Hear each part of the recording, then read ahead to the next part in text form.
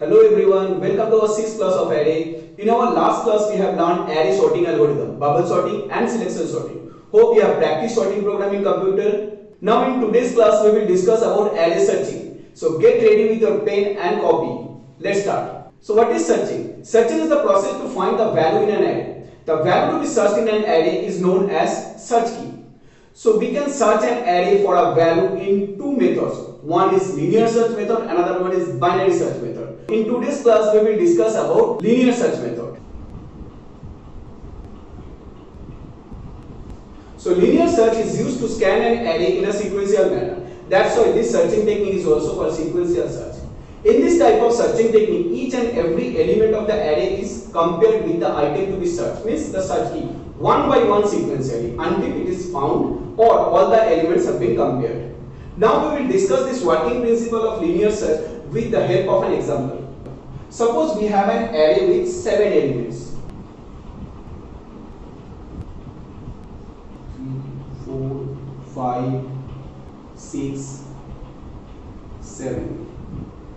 And the values are 5, 0, 9, 15, 12, 10, 19. Array name is A. Index numbers are 0, 1, 2, 3, 4, 5, 6.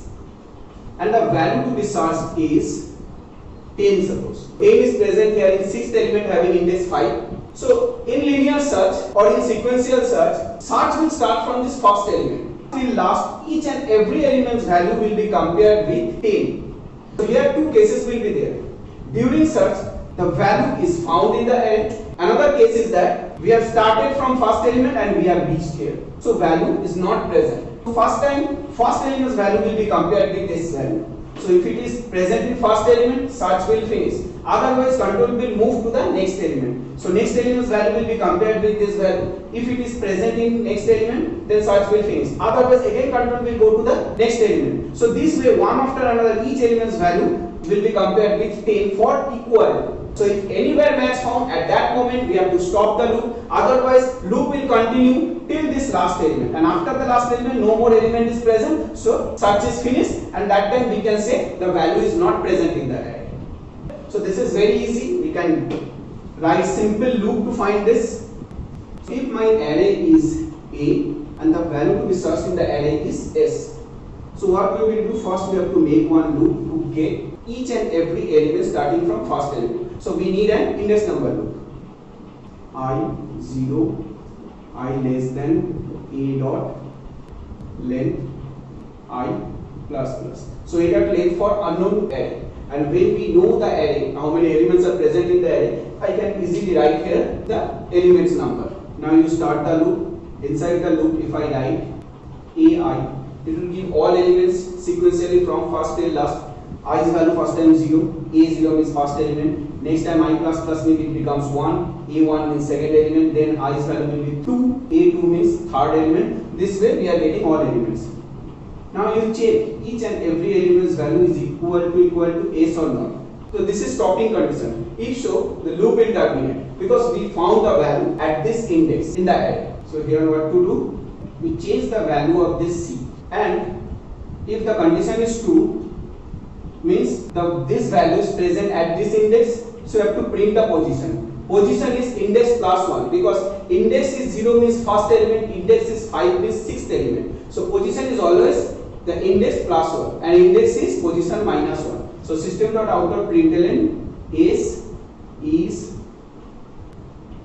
present at the position I is the index plus 1, and you break the loop.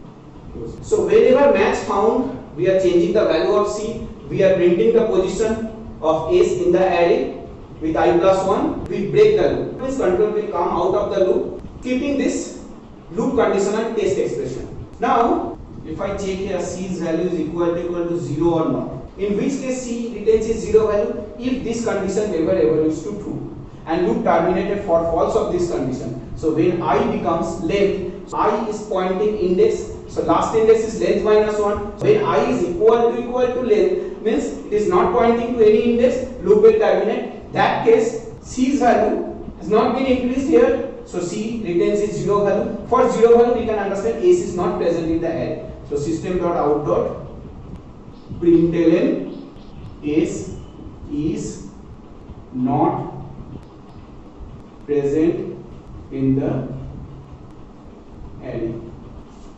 Okay, this is linear search. Now think about the situation where we have to find out all the occurrence of S in the array, assuming that S is present more than one time in the array. So what we will do? Only we will remove this break from here. We are not breaking the loop.